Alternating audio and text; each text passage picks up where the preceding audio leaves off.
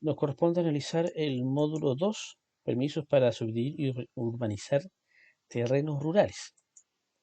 Y aquí, ¿cierto? Tenemos las disposiciones generales de la ley 19.300, ¿cierto? Que dice que todo permiso o posicionamiento de carácter ambiental que, de acuerdo con la legislación vigente, darán derecho, ¿cierto?, a que el Estado debe eh, pronunciarse con respecto a las disposiciones establecidas. Y aquí tenemos, ¿cierto?, el reglamento del SEIA, ¿cierto?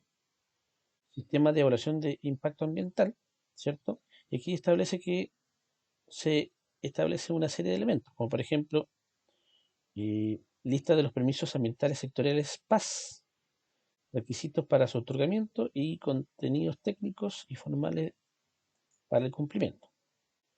Y aquí, ¿cierto?, tenemos el servicio de evaluación ambiental, ¿cierto? Es un reglamento que indica, ¿cierto?, cómo corresponderá al servicio de evaluación ambiental establecer los trámites para otorgamiento de los distintos permisos ambientales sectoriales, o que se denominan PAS. Y son aquellas autorizaciones que tienen que tener ciertas actividades, ¿cierto?, que puedan generar algún impacto en, en el medio ambiente, ¿ya?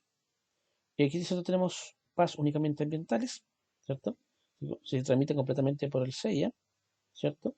Se le otorga una RCA o una resolución de calificación ambiental, ¿cierto? Y estas las entregan las OACs, ¿cierto? Que son organismos administradores de calificación ambiental, ¿ya? Y si la RCA es favorable, ¿cierto?, el titular del proyecto o actividad debe exhibir el RCA favorable, ¿cierto?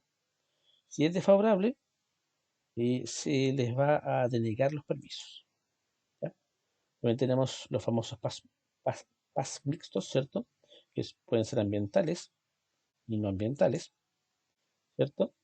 Y estos se tramitan una parte dentro del SEIA, que es la parte ambiental, ¿cierto? Y todos los otros permisos fuera del SEIA. Ahora, si el RCA es favorable, ¿cierto? Se establece, ¿cierto? Se otorgan los permisos, ¿cierto? En caso contrario, ¿cierto? Y no se pueden otorgar los permisos para poder desarrollar actividades. Con respecto a la estructura de permisos ambientales sectoriales, ¿cierto? El nombre del permiso, norma sectorial, los requisitos y contenidos técnicos. También, en el caso de, puede ser industriales con viviendas, ¿cierto? Dotación de equipamiento, construcciones de viviendas sociales y también podemos tener construcciones industriales.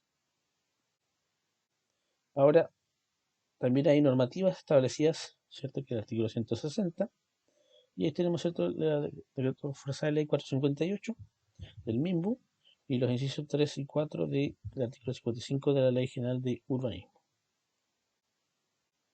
También tenemos, ¿cierto?, para el otorgamiento de los PAS, requisitos, ¿cierto?, que pueden ser legales, técnicos y formales, ¿cierto? Las subdivisiones y urbanizaciones, que en el fondo se requiere una serie de planos, ¿cierto? También las plantas de arquitecturas, superficies, caracterización del suelo, etcétera. También tenemos las construcciones, ¿cierto? Los destinos de la edificación, los planos, ¿cierto? Los emplazamientos, entre otros elementos. Ahora, con respecto a la aplicación de los PAS, ¿cierto? También tenemos que establecer dónde se establecen estos elementos. Por un lado tenemos el límite urbano, que es una línea imaginaria que delimita el área urbana, ¿cierto?, y de extensión urbana establecidas por el instrumento de planificación territorial. Con respecto a la subdivisión de terreno, ¿cierto? Este es un proceso de división del suelo que no requiere de ejecución de obras de urbanización. Por lo tanto, urbanizar es ejecutar, ampliar y modificar pavimentos, plantaciones, instalaciones y obras de defensa.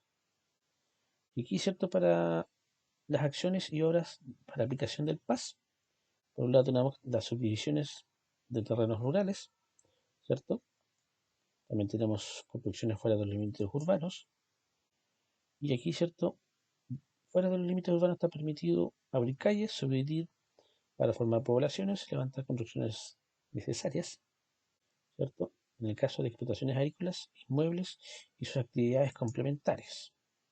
También tenemos construcciones ya sean para la crianza, engorda, lechería, postura de ganado, reproducción, etcétera.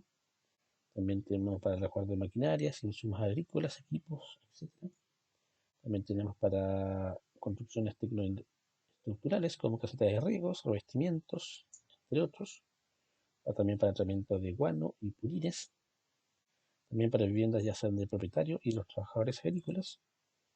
También tenemos conjuntos habitacionales como viviendas sociales, ¿cierto? Viviendas de un valor de 1000 UFs con subsidio del Estado, entre otros.